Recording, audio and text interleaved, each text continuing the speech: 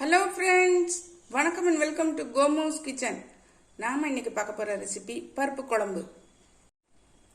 பருப்பு குழம்புக்கு தேவையான பொருட்களை பார்த்துடலாம். பருப்பு குழம்பு பல டைப்பில் பண்ணுவாங்க. நான் இன்றைக்கி நாகர்கோவில் சைடு உள்ள பருப்பு குழம்பு தான் இன்றைக்கி நம்ம பார்க்க போகிறோம். நான் மெஷரிங் கப்பில் 1 கப்பு துவரம் பருப்பு எடுத்திருக்கேன். ஒரு 10 சின்ன வெங்காயம், ஒரு 5 அல்லது 6 பூண்டு பல், ஒரு பெரிய தக்காளி ஒன்று, ஒரு 3 பச்சை மிளகாய், கொஞ்சம் ஜீரகம், ஒரு எலுமிச்சை அளவு புளி. இது மாதிரி இந்த இடிக்கிற உரல் எடுத்திருக்கேன். இதில் இந்த சீரகத்தை சேர்த்துட்றேன். கொஞ்சம் 1-2 தட்டிக்கலாம். இது கூட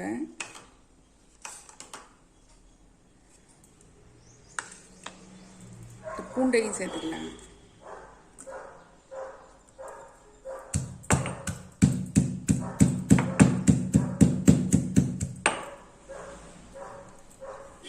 பச்சை மிளகாய் சேர்த்துக்கலாம். 3 பச்சை மிளகாய் எடுத்திருக்கேன். எல்லாமே 1-2 தான் தட்டி எடுத்துக்கணும். நான் தட்டிட்டு காமிக்கிறேன். இது கூடயே வெங்காயத்தையும் சேர்த்துட்றேன். கொஞ்சம் கொஞ்சமாக போட்டு தட்டிக்கலாம். நல்லா 1-2 இடிச்சாச்சு பாருங்கள். இது அப்படியே இருக்கட்டும். நான் குக்கரில் பருப்பு நல்லா கழுவிட்டு வந்துட்டேன். இப்போ இதை நம்ம சேர்த்து அடுப்பில் வேக வச்சிடலாம். நல்லா கழுவிட்டு வந்துட்டேன். இப்போ இதுக்கு ஒரு 2.5 கப்பு தண்ணி விட்டுக்கலாம்.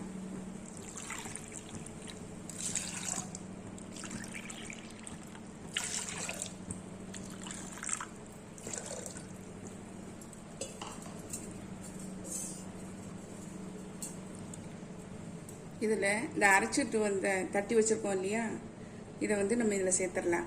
உங்களுக்கு தட்டுறதுக்கு கஷ்டமாக இருந்ததுன்னா மிக்சி ஜாரில் போட்டு ஒரு சுற்று சுற்றிடலாம். நான் இப்போ இதை சேர்த்துட்றேன்.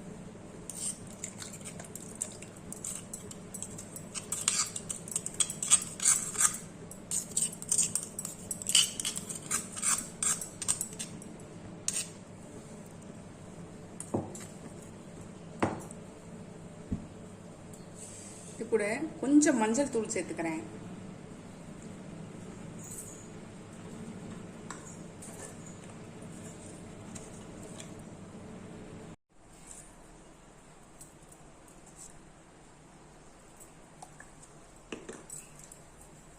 நல்லா மிக்ஸ் பண்ணி விட்டுறலாம்.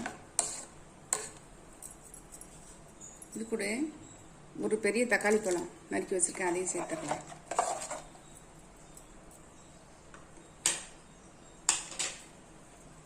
இதை குக்கரை மூடி ஒரு 2 விசில் விட்டு எடுத்துடலாம்.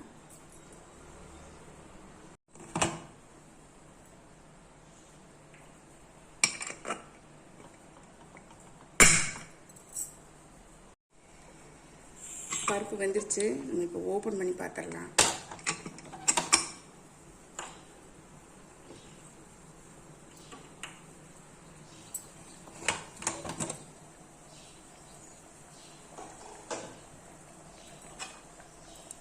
நல்லா வெந்துருச்சு பாருங்க. நல்லா கரண்டி வச்சு லைட்டாக ப்ரெஸ் பண்ணி விட்டாலே நல்லா வந்து கடைஞ்ச மாதிரி ஆயிடும்.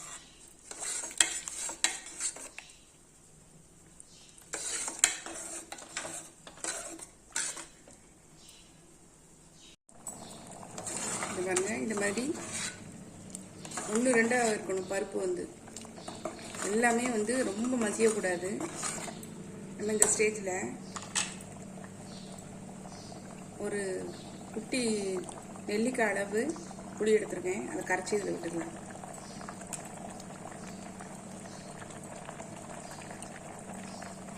இது ஆப்ஷனல் தான், உங்களுக்கு வேண்டாம்னா நீங்கள் ஸ்கிப் பண்ணிடலாம்.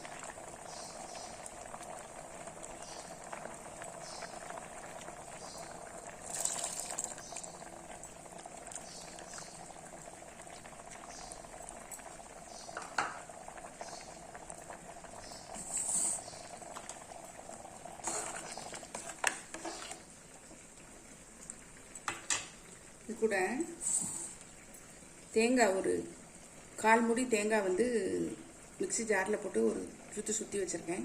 இந்த துருவியும் சேர்த்துக்கலாம். நம்ம இதில் சேர்த்துக்கிறேன்.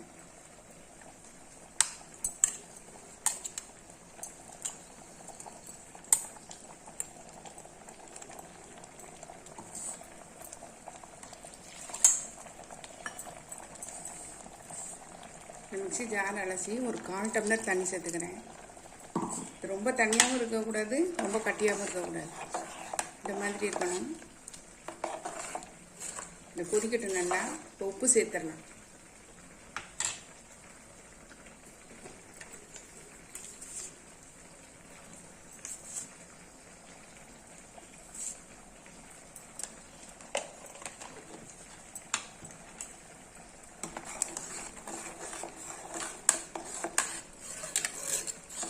கொஞ்சம் கொதிச்ச உடனே நம்ம தாளிப்பு கரண்டியில் தாளித்து ஊற்றிடலாம்.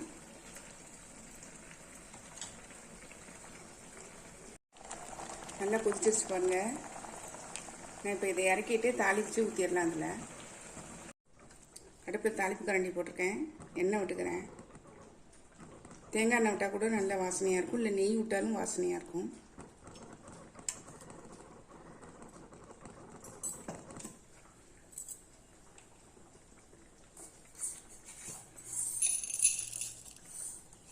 கடுகு,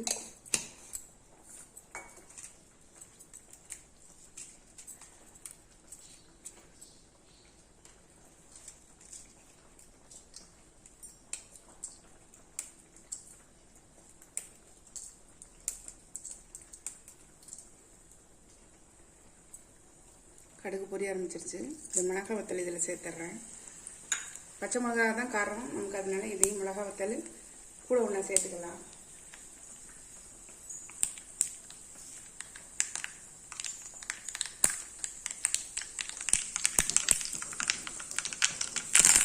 கருவேப்பிலையே கிள்ளி சேர்க்கறது தான் வாசனையாக இருக்கும்.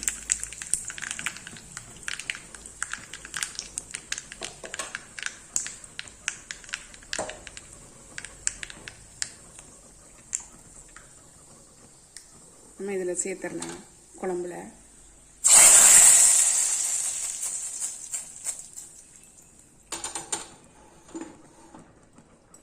அவ்வளோதாங்க, நம்மளுடைய குழம்பு சூப்பராக ரெடி ஆயிடுச்சு.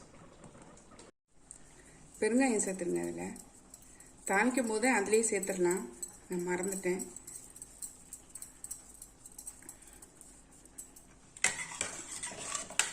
நல்லா மணக்க சூப்பராக இருக்குங்க. பொங்கலுக்கு இதே மாதிரி நீங்களும் பருப்பு குழம்பு செய்து பாருங்கள். பொங்கல் சோறுக்கு சூப்பராக இருக்குங்க. காய்கறி இல்லாத சமயத்துலேயும் நம்ம டெய்லி ரொட்டீன் லைஃப்லேயும் நம்ம இதை செஞ்சு சாப்பிட்லாம். ஹெல்த்தியும் கூட. குழந்தைங்கள்லேருந்து பெரியவங்க வரைக்கும் விரும்பி சாப்பிடுவாங்க. நீங்களும் உங்கள் வீட்டில் ட்ரை பண்ணி பார்த்து கமெண்ட்டில் சொல்லுங்கள். லைக் பண்ணுங்கள், ஷேர் பண்ணுங்கள், சப்ஸ்கிரைப் பண்ணுங்கள், பக்கத்தில் பெல் ஐக்கானை கிளிக் பண்ணுங்கள். நாளைக்கு வேறொரு ரெசிபியில் உங்களை சந்திக்கிறேன். பை. தேங்க்யூ.